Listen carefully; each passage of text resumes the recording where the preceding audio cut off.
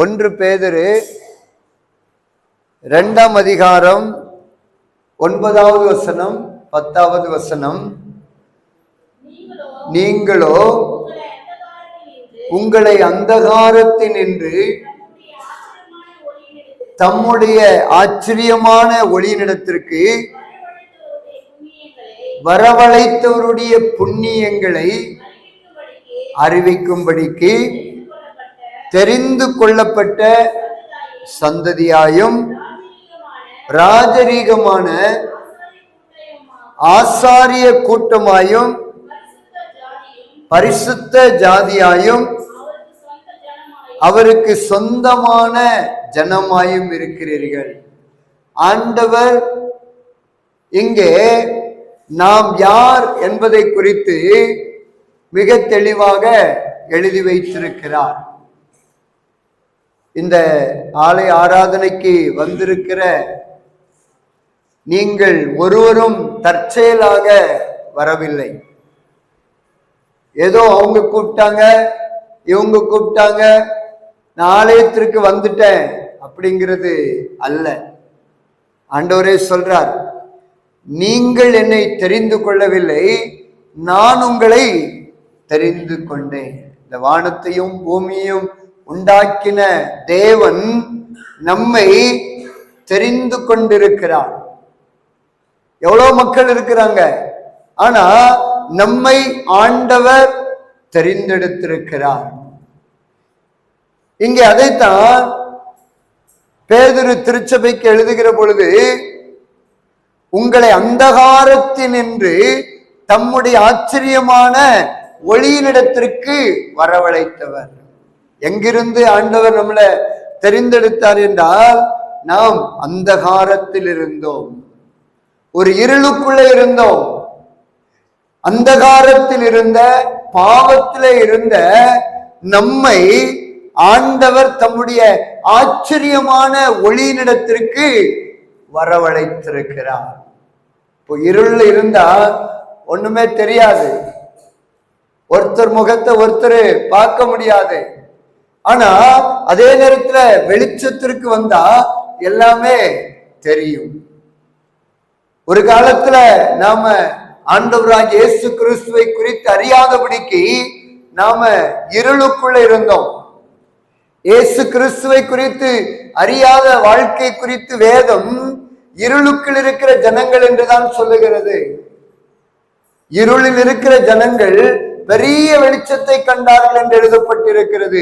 இந்த பெரிய வெளிச்சம் யார் என்றால் ஆண்டவராகிய இயேசு கிறிஸ்து. நானே உலகத்திற்கு வெளிச்சமாய் இருக்கிறேன் என்று சொல்லியிருக்கிறார்.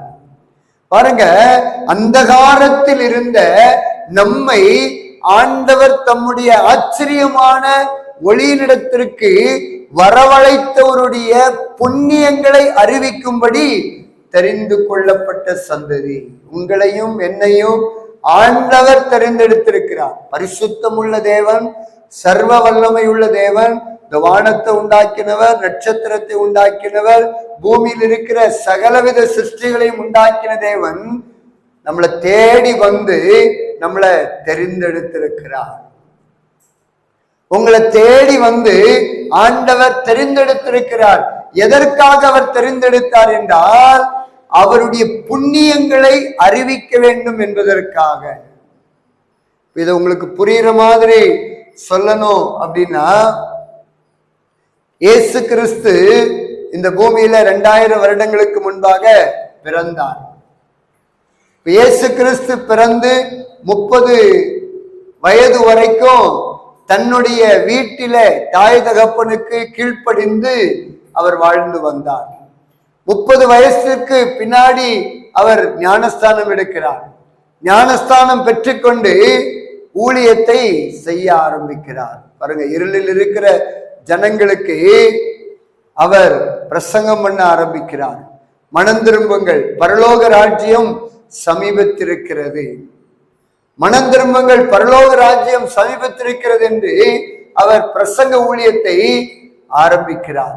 ஒவ்வொரு மக்களாக இருளில் இருந்து வெளிச்சத்திற்குள் வர ஆரம்பிக்கிறார்கள். அதுக்கு பின்னாடி 12 சீசர்களை தேர்ந்தெடுக்கிறார். அந்த 12 பேரை தம்மோடு கூட வைத்து அவர்களையும் ஊழியத்திற்கு அனுப்புகிறார். அவர்களும் என்ன பண்றாங்கன்னா, மனம் திரும்புங்கள், பரலோக ராஜ்யம் சமீபித்திருக்கிறது என்று அவர்களும் போய் பிரசங்கம் பண்ணுகிறார்கள்.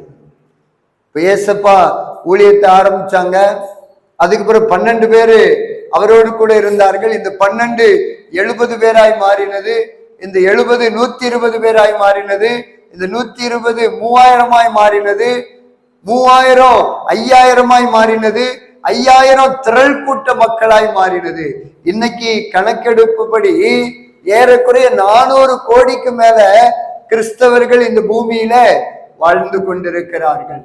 ஏசப்பாவுடைய பிள்ளைகளாக 400 கோடிக்கு அதிகமான பேர் வாழ்ந்து கொண்டிருக்கிறார்கள். எத்தனையோ கோடி மக்கள் இயேசுவை ஏற்றுக்கொண்டு மரித்திருக்கிறார்கள். பாருங்க, இவர்கள் எல்லாரையும் ஆண்டவர் தெரிந்தெடுத்தார். எதற்காக தெரிந்தெடுத்தார் என்றால், அவருடைய புண்ணியங்களை நாம் அறிவிக்க வேண்டும். ஆண்டவர் எங்களை இந்த ஊருக்கு அனுப்பி வச்சார். அப்போ 1-2 கிறிஸ்தவங்க இங்க இருந்தாங்க. அவங்க மூலமாக இன்னைக்கு அநேக குடும்பங்களை ஆண்டவர் இந்த இடத்துல ஏற்படுத்தி வைத்திருக்கிறார்.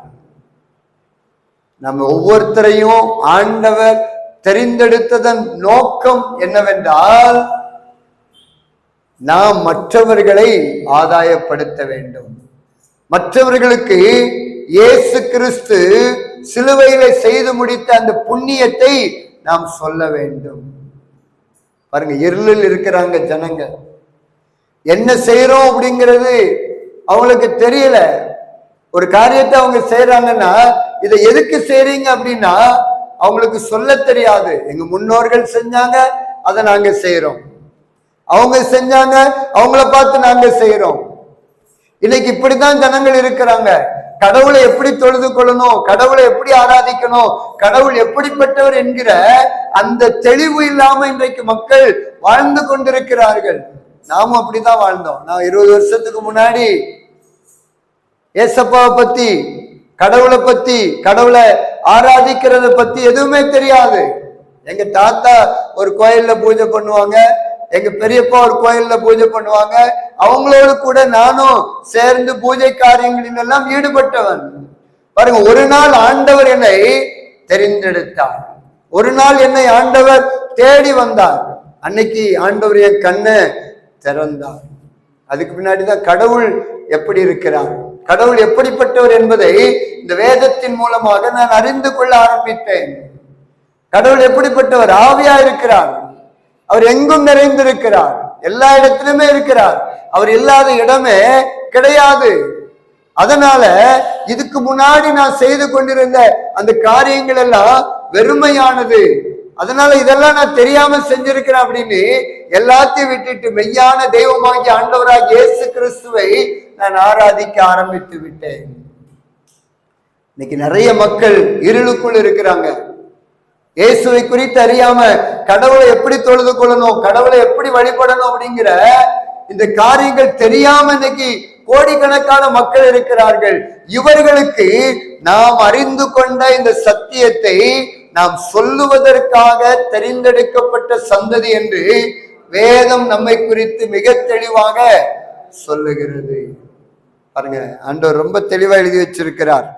நீங்களோ உங்களை அந்தகாரத்தினின்று ஆச்சரியமான ஒளியினிடத்திற்கு வரவழைத்தவருடைய புண்ணியங்களை தெரிந்து கொள்ளப்பட்ட, புண்ணியங்களை அறிவிக்கும்படி தெரிந்து கொள்ளப்பட்ட சந்ததியா இருக்கிறோம். அதனால நம்ம அந்த வேலையை நம்ம செய்யறோமா? இப்போ ஆண்டவர் உங்களை எதற்காக தெரிந்து கொண்டார் என்றால், அவருடைய புண்ணியத்தை அறிவிப்பதற்காக, மற்றவங்களுக்கு இயேசுவை பத்தி சொல்லுவதற்காகத்தான் ஆண்டவர் உங்களை தெரிந்தெடுத்தார். அதுதான் வேத வசனம் சொல்லுகிறது.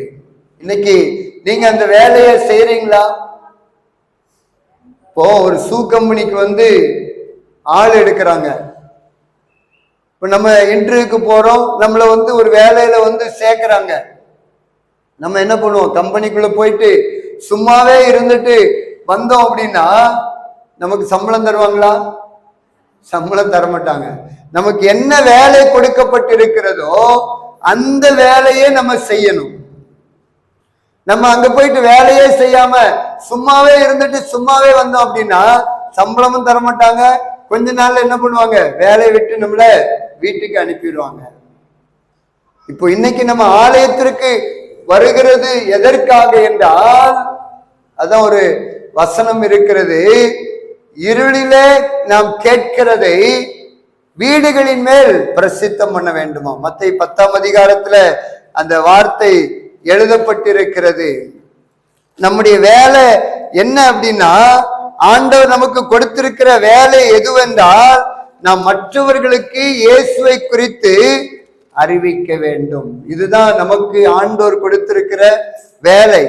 இந்த வேலையை நாம் என்ன செய்ய வேண்டும் என்றால் சரியா செய்யணும். மத்தேயு 10ஆம் அதிகாரம் 27வது வசனம், நான் உங்களுக்கு இருளிலே சொல்லுகிறதை நீங்கள் வெளிச்சத்திலே சொல்லுங்கள், காதிலே கேட்கிறதை நீங்கள் வீடுகளின் மேல் பிரசித்தம் பண்ணுங்கள்.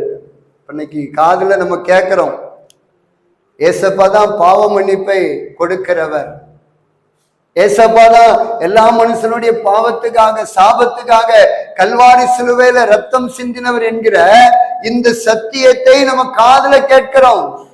நாம் என்ன செய்ய வேண்டும் என்றால் வீடுகளின் மேல் அதை பிரசித்தம் பண்ண வேண்டும். இன்னைக்கு காதுல கேட்கிற இந்த சத்தியத்தை அறியாத மக்கள் மத்தியில, இருளில் இருக்கிற மக்கள் மத்தியில போய் நாம் சொல்ல வேண்டும். அதற்காகத்தான் நாம் அழைக்கப்பட்டிருக்கிறோம். அந்த வேலையை நம்ம செய்யணும். அந்த வேலையை செஞ்சோம் அப்படின்னா நமக்கு ஆண்டவர் நிறைய ஆசீர்வாதத்தை வச்சிருக்கிறார். ஒரு ஆத்மாவுக்கு ஏசப்பா பத்தி நம்ம சொன்னோம் அப்படின்னா அதற்கு என்ன ஆசீர்வாதம் அப்படின்னா, ஆண்டவர் சொல்றாரு, உங்கள் பாதங்கள் எவ்வளவு அழகா இருக்கிறது. சுவிசேஷத்தை அறிவிக்கிறவருடைய பாதங்கள் எவ்வளவு அழகா இருக்கிறது என்று எழுதப்பட்டிருக்கிறது. இன்னும் தானியேல் புஸ்தகத்தில் எழுதப்பட்டிருக்கிறது, அநேகரை நீதிக்கு உட்படுத்துகிறவர்கள் நட்சத்திரங்களை போல ஜொலிப்பார்களாம். பாருங்க, ஒரு ஆத்மாவை நம்ம ஆதாயப்படுத்திட்டோம் அப்படின்னா, ஒரு ஆத்மாவை ஏசப்பாவை பத்தி சொல்லி ஆலயத்திற்குள்ள கொண்டு வந்துட்டோம் அப்படின்னா நமக்கு ஆண்டவர் கொடுக்கிற ஆசீர்வாதம் நட்சத்திரங்களை போல நாம் வான மண்டலத்துல என்றென்றைக்கும் ஜொலிப்போம் என்று வேதத்தில் எழுதப்பட்டிருக்கிறது. ஒரு ஆத்மா மனம் திரும்பினா பரலோகத்துல மிகுந்த சந்தோஷம் உண்டாயிருக்குமா. நம்ம ஒரு ஆத்மாவுக்கு போய் ஏசப்பா பத்தி சொல்லி அவங்களை ஆதாயப்படுத்தி சபைக்குள்ள கொண்டு வந்துட்டா பரலோகத்துல மிகுந்த சந்தோஷம் உண்டாயிருக்கும் என்று எழுதப்பட்டிருக்கிறது. நம்ம எதுக்காக அழைக்கப்பட்டிருக்கிறோம்? அவருடைய புண்ணியத்தை அறிவிக்கும்படி. அதனால்தான் இயேசு பரமேறுவதற்கு முன்னாடி சொன்னார், நீங்க எங்கும் புறப்பட்டு போய் சர்வ சிருஷ்டிக்கும் சுவிசேஷத்தை பிரசங்கம் பண்ணுங்க. ஏசப்பாவை பத்தி நீங்க மற்றவங்களுக்கு சொல்லி பாருங்க, ஏசப்பாவை பத்தி மற்றவங்களுக்கு நீங்க அறிவிச்சு பாருங்க. அதில் இருக்கிற ஆசீர்வாதம் வேற எதுலையுமே கிடையாது. நம்ம ஊழியத்தின் பாதையில போகிற பொழுது, ஏசப்பா பத்தி சொல்ல போகிற பொழுது, நமக்கு எதிராளியா இருக்கிற சாத்தா நமக்கு பிரச்சனைகளையும் போராட்டங்களையும் கொண்டு வருவான். ஆனா ஜெயிக்கிறது யாரு அப்படின்னா நாம தான். உலகத்தில் உங்களுக்கு உபத்திரவம் உண்டு, ஆனாலும் திடன் கொள்ளுங்கள், நான் உலகத்தை ஜெயித்தேன். ஆண்டவர் நமக்கு சொல்ற வார்த்தை என்ன அப்படின்னா, நீங்க யாருக்குமே பயப்படாதுங்க, சாத்தானுக்கு பயப்படாதுங்க, மனுஷருக்கு பயப்படாதுங்க. யாருக்கு பயப்படணும்? ஏசப்பாவுக்கு மட்டும்தான் பயப்படணும். நம்ம ஆண்டவர் நம்ம சரீரத்தையும் ஆத்துமாவையும் அழிக்க வல்லவர். இப்ப ஆண்டவர் நினைச்சார் அப்படின்னா சரீரத்தையும் அழிவுக்கு ஒப்பு கொடுத்துருவார், ஆத்மாவையும் தூக்கி நரகத்துல போட்டுருவார். ஆனா இந்த உலகத்துல மனுஷன் நம்ம சரீரத்தை மட்டும்தான் அழிக்க முடியும். இப்ப நம்ம ஏசப்பா சொல்லும் போது யாராவது நம்ம கிட்ட பிரச்சனை போராட்டத்துக்கு வந்தா நம்ம பயப்படணும்னு அவசியமே இல்லை. ஏன்னா அவங்களால முடிஞ்ச அளவுக்கு என்ன பண்ணுவாங்க, நம்மளை கொண்டு போடுவாங்க, அவ்வளவுதான். ஆனா நம்ம ஆத்மா எங்க போவோம்? பரலோகத்துல கடவுள் வாழ்கிற அந்த இடத்துக்கு நேரடியா போயிடும். ஆனா ஏசப்பா சொன்ன அந்த பணிய, அந்த வேலையை நம்ம செய்யல அப்படின்னா நரகத்துல தூக்கி போட்டுருவார்.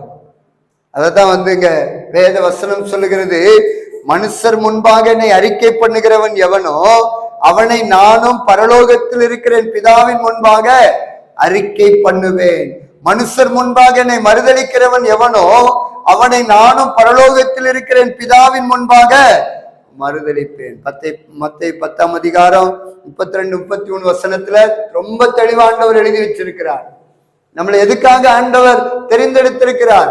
நம்ம இருளில் இருந்தோம், ஒரு காலத்துல இயேசுவை பத்தி அறியாம இருந்தோம், எப்படி கடவுளை கும்பிடணும்னு தெரியாம இருந்தோம்.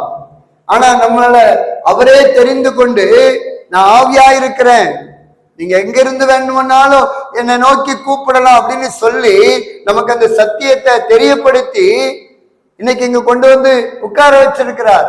நாம் என்ன செய்ய வேண்டும் என்றால், நம்ம காதுல கேட்கிற இந்த சத்தியத்தை அறியாத மனுஷர் முன்பாக போய் சொல்லணும். அப்படி சொன்னா நம்ம பேரை பரலோகத்துல சொல்லுவார்.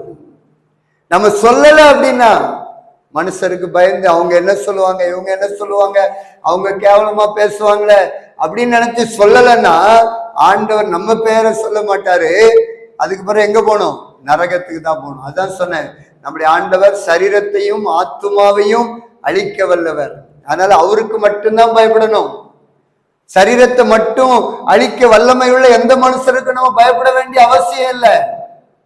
மிஞ்சி மிஞ்சி போனா அவங்க என்ன பண்ணுவாங்க? நம்மளை கொலை பண்ணுவாங்க, அவ்வளவுதான். இந்த பூமியில நம்ம இருந்தா ஏசப்பா நம்ம கூட இருப்பார்.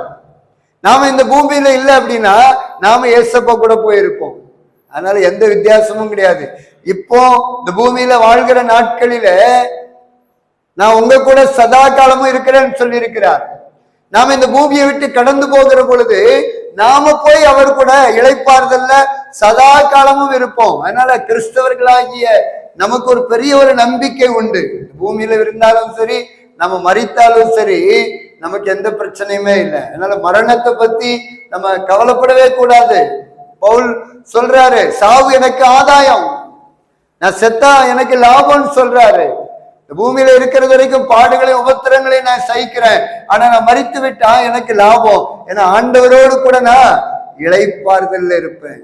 இது வெளியே இருக்கிற ஜனங்களுக்கு கிடையாது, இயேசுவை பத்தி அறியாத மக்களுக்கு கிடையாது. இயேசுவை ஏற்றுக்கொண்டு ஆலயத்திற்கு வருகிற பிள்ளைகளுக்கு மாத்திரமே சாவு லாபம்.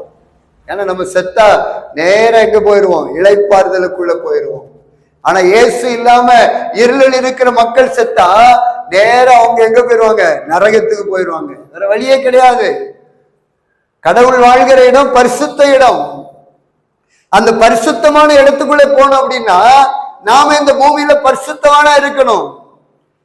ஆனா இந்த பூமியில ஒருத்தரும் பரிசுத்தவான் கிடையாது, ஒருத்தரும் நல்லவங்க கிடையாது, எல்லாருமே கெட்டவங்க நீ கடவுள் சொல்லிட்டார். அப்படின்னா நம்ம எப்படி போக முடியும்? நம்ம செஞ்ச தப்புக்காக ஏசப்பா சிலுவையில தண்டனை ஆகிட்டதுனால, பலியாயிட்டதுனால அவர் மூலமா நம்ம போக முடியும். அவ்வளவுதான். நம்முடைய நீதி, நம்முடைய பரிசுத்தம், நம்முடைய உண்மை இதெல்லாம் நம்மள பரலோகத்திற்கு கொண்டு போகாது.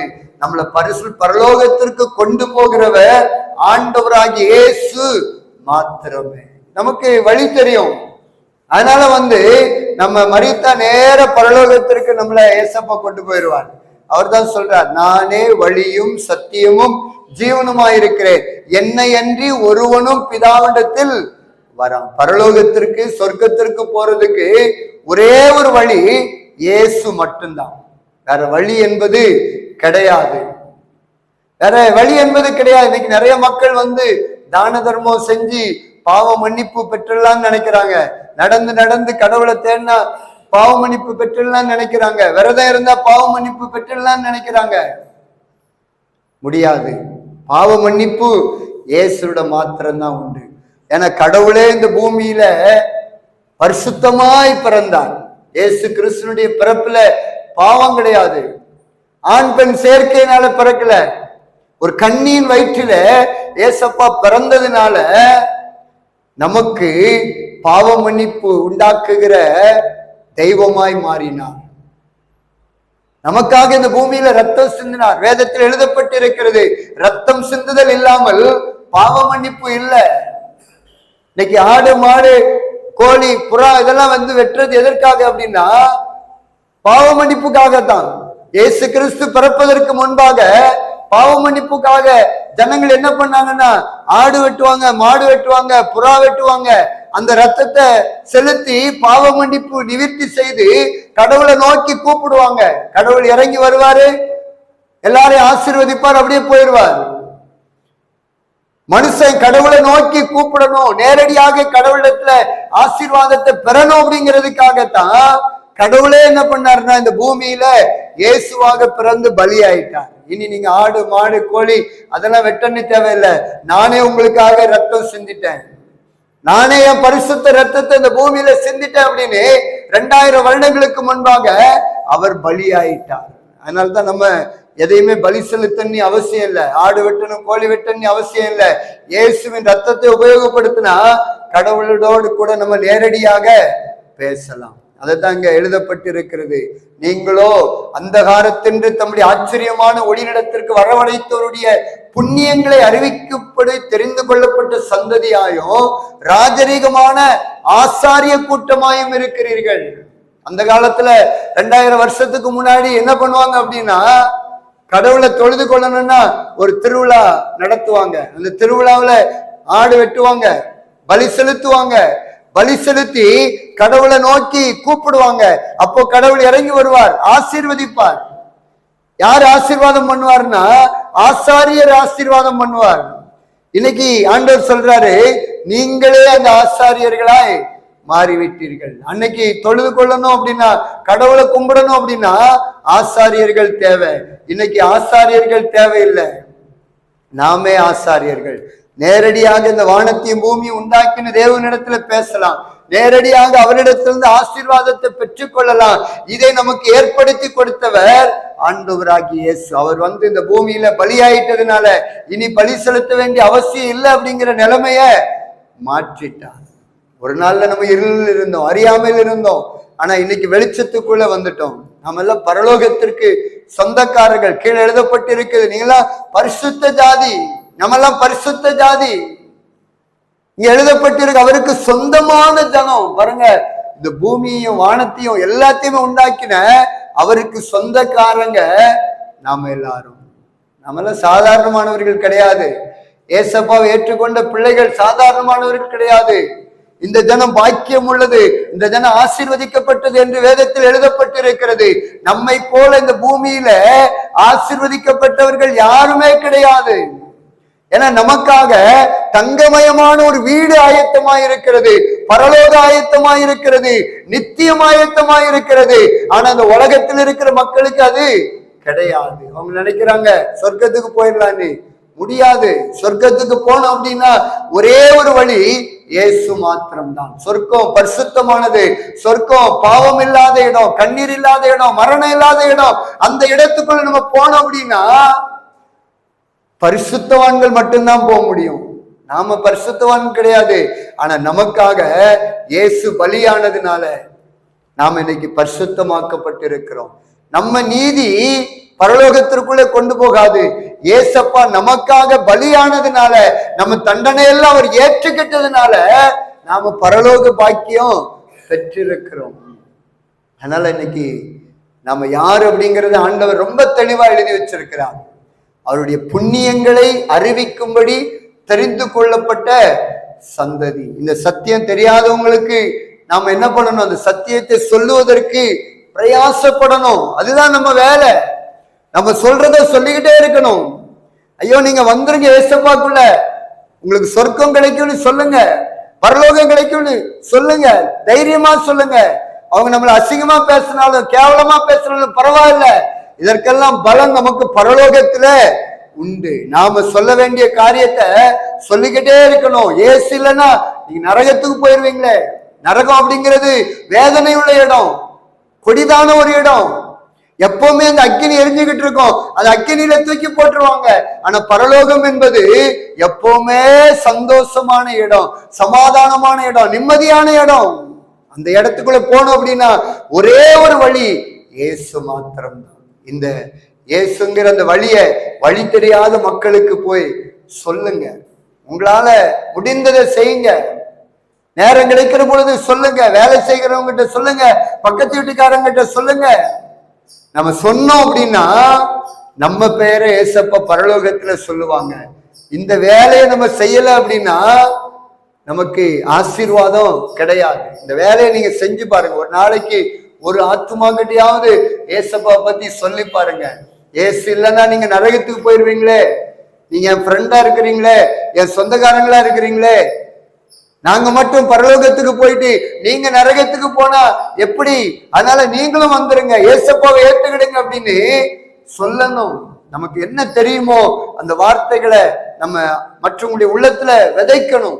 ஏசு ஏசுங்கிற அந்த வார்த்தையை விதைக்கிற பொழுது ஒரு நாளில நிச்சயமாகவே பலன் தரும். அவருடைய புண்ணியங்களை அறிவிக்கும்படி தெரிந்து கொள்ளப்பட்ட சந்ததியா இருக்கிறோம். ராஜரிகமான ஆசாரிய கூட்டம், நேரடியா கடவுள்கிட்ட பேசலாம். யாரும் தேவையில்லை, ஊழியக்காரங்க தேவையில்லை, அந்த விசுவாசி தேவையில்லை, எந்த விசுவாசி தேவையில்லை. கடவுள்கிட்ட நேரடியாக நீங்க பேசுவதற்கு உரிமை பெற்றவர்கள். ஏசப்பானா உங்க முன்னாடி வந்து நிற்பார். உங்க கஷ்டங்களை பிரச்சனையை சொல்லலாம். உங்களுக்கு யாருமே தேவையில்லை. நேரடியாய் கடவுளிடத்துல பேசக்கூடிய ராஜரீகமான ஆசாரிய கூட்டம் நீங்க.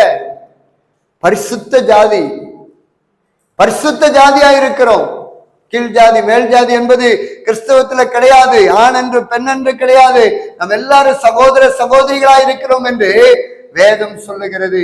பரிசுத்த ஜாதி அவருக்கு சொந்தமான ஜனம், ஏசப்பாவுக்கு சொந்தமான ஜனம். ஆனால் நமக்கு விசேஷித்த பாதுகாப்பு உண்டு. நம்ம பாதத்துல ஒரு கல்லு தட்டனா கூட, ஒரு காயப்படுத்தினா கூட ஆண்டோடைய அனுமதியை பெற்றுட்டு தான் அது செய்யணும். அவ்வளவு பாதுகாப்பு ஆண்டவர் நமக்கு கொடுத்திருக்கிறார். ஆனா சில நேரங்கள்ல நமக்கு போராட்டங்களும் பிரச்சனைகளும் வரும். ஆனா நம்ம விசுவாசத்துல உறுதியாய் நிற்போம் என்றால் ஜெயம் நமக்கு தான். ஏசு ஜெயித்தது போல நாம் ஜெயிப்போம். நம்முடைய ஒரு விசையாக கண்களை மூடி ஆண்டோடைய சமூகத்துல அர்ப்பணிக்கலாமா? உயிர் வாழும் நாட்களெல்லாம் ஓடி ஓடி உழைத்திடுவே, நான் உயிர் வாழும் நாட்களெல்லாம் ஓடி ஓடி உழைத்திடுவே, அழைத்தீரே உன் சேவைக்கு, என்னை அழைத்தீரே உன் சேவைக்கு, அதை நான் மறப்பேனோ, அதை நான் மறப்பேனோ, எஜமானனே எஜமானனே என் இயேசு ராஜனே, அப்பாவும் சந்நிதியில்தான் அகமகிழ்ந்து களி கூறுவே, அப்பாவும் சந்நிதியில்தான் அகமகிழ்ந்து களி கூறுவே, எப்போது உம்மை காண்பே, நான் எப்போது உம்மை காண்பே, எங்குதையா என் இதயம், எங்குதையா என் இதயம், எஜமானனே எஜமானனே என் இயேசு ராஜனே. அப்பா, உயிர் வாழ்கிற நாட்கள் எல்லாம் நீங்க சிலுவையில செய்து முடித்த அந்த புண்ணியங்களை போய் நாங்க சொல்லிக்கொண்டே இருப்போம்ப்பா. மனுஷர் முன்பாக அறிக்கை பண்ணிக்கொண்டே இருப்போம். எங்க காதுகளிலே கேட்கிறத நாங்க வீடுகளின் மேல் பிரசித்தம் பண்ணிக்கொண்டே இருப்போம்ப்பா. அதற்கு எங்களை அர்ப்பணிக்கிறோம். அதற்காகத்தானே எங்களை இருளில் இருந்த எங்களை வெளிச்சத்துக்கு கொண்டு வந்தீங்க. வெளிச்சத்தின் பிள்ளைகளாக இருக்கிற நாங்க இருளில் இருக்கிற மக்களுக்கு வெளிச்சத்தை கொடுக்கிறவர்களாக செயல்படுவோம் ஆண்டவரே. எங்க கண்ணுக்கு முன்னாடி நிறைய மக்கள் இருளில் இருக்கிறாங்கப்பா, இருளில் இருக்கிறாங்க ஆண்டவரே. அந்த இருளில் இருக்கிற மக்களுக்கு நாங்க வெளிச்சத்தை கொடுக்கிற பிள்ளைகளாக எங்களை மாற்றுங்க ஆண்டவரே. பூமிக்கு நீங்க வெளிச்சமா இருக்கிறீங்க, உப்பா இருக்கிறீங்கன்னு சொல்லி இருக்கிறீங்க ஆண்டவரே. நாங்க செயல்படுவோம்ப்பா, செயல்படுவோம். அதற்கு எங்களை அர்ப்பணிக்கிறோம். உங்களை பத்தி நாங்க சொல்லுவோம் ஆண்டவரே. உங்களை பத்தி சொன்னா எங்க பாதம் அழகான பாதம்னு சொல்றீங்க. நட்சத்திரங்களை போல நீங்க ஜொலிப்பீங்கன்னு சொல்லி இருக்கிறீங்க. பரலோகம் மிகுந்த சந்தோஷப்படும் சொல்லி இருக்கிறீங்க. அந்த வேலையை செய்வதற்கு எங்களை அர்ப்பணிக்கிறோம். இந்த வார்த்தைகளை கேட்ட ஒவ்வொருவருக்காக உங்களுடைய சமூகத்துல வருகிறோம். எஸ்அப்பா, இந்த வார்த்தை கேட்ட ஒவ்வொருவரும் ஆண்டவரே ஸ்தோத்திரம் ஆசீர்வதிக்கப்படணும்ப்பா. ஒவ்வொரு பிள்ளைகளும் குடும்பமும் ஆசீர்வதிக்கப்படணும். இந்த நாள் ஆராதனையில் வந்த ஒவ்வொருவரையும் ஆசீர்வதிங்க, ஒவ்வொரு குடும்பத்தையும் ஆசீர்வதிங்கப்பா. ஆண்டவர் இந்த ஆண்டிக்கொட்டாய் பகுதியில் இருக்கிற எல்லா மக்களுக்காக ஜெபிக்கிறோம். இருளில் இருக்கிற மக்கள் சந்திக்கப்படணும், ரட்சிக்கப்படணும், வெளிச்சத்திற்குள்ளே வரணும். இந்த ஆண்டிக்கொட்டாய் இயேசுவின் கொட்டாயாய் மாறணும்ப்பா. இந்த கிராமம் முழுவதும் எல்லா வீடும் உங்க பிள்ளைகளாய் மாற்றப்படணும்ப்பா. அப்படிப்பட்ட காரியத்தை கர்த்தர் செய்வீராக என்று ஜெபிக்கிறேன். நன்மைக்காக ஆசீர்வாதத்திற்காக எதிர்பார்த்து நிற்கிற ஒவ்வொரு குடும்பங்களுக்கும் ஆசீர்வாதத்தை கட்டளையிடுங்கப்பா. திருமண தடைகள் மாறட்டும், கர்ப்பத்தின் கனி கிடைக்கட்டும். ஆண்டவரே, பல நாட்களாய் குழந்தைக்காய் காத்து கொண்டிருக்கிற பிள்ளைகளுக்கு குழந்தை பாக்கியத்தை கொடுங்க. ஏசப்பா, நீங்க நன்மை செய்கிறவராக சுற்றி திரிந்து ஆண்டவரே நீங்க ஒவ்வொருவருக்கும் நன்மை செய்யுங்க. இந்த கிராமத்தில் இருக்கிற ஒவ்வொருவருக்கும் பாதுகாப்பு கொடுங்க. சடுதி மரணங்கள் ஏற்படக்கூடாது, எந்த வியாதி வரக்கூடாது. ஏசப்பா, ஒரு விசேஷித்த ஒரு பாதுகாப்பு ஆண்டவரே ஒவ்வொரு மக்களுக்கும் இயேசுவின் நாமத்தில் உண்டாகட்டும் என்று ஜெபிக்கிறப்பா.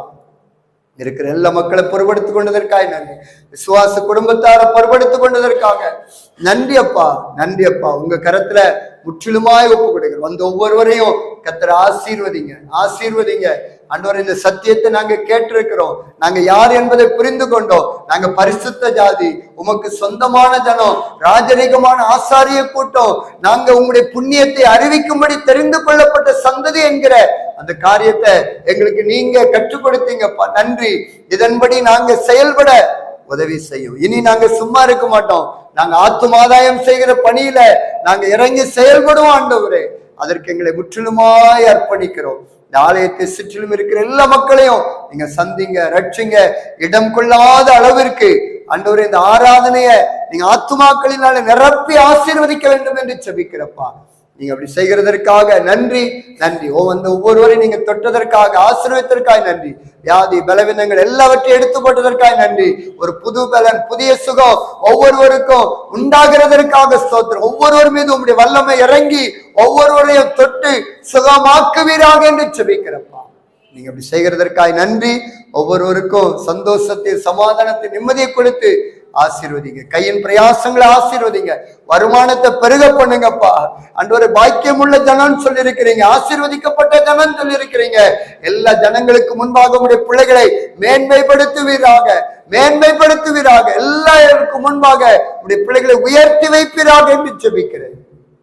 நீங்க அப்படி செய்கிறதற்காக ஸ்தோத்திரம், ஸ்தோத்திரம். அப்பிரோஜனமான ஊழியக்காரனாகிய நான் கடமை மாத்திரம் செஞ்சிருக்கிறேன். என்ன சொல்லி அனுப்புனீங்களோ அந்த வார்த்தை நான் சொல்லிட்டப்பா. அந்த வசனம் எல்லாம் 30, 60, 100 பலன் தரட்டும் என்று ஜெபிக்கிறேன். துதி கன மகிமை எல்லாம் ஒருவருக்கு மாத்திரம் செலுத்துகிறோம். இயேசு கிறிஸ்துவின் நாமத்தில் ஜெபிக்கிறோம் நல்ல பிதாவே, ஆமென், ஆமென்.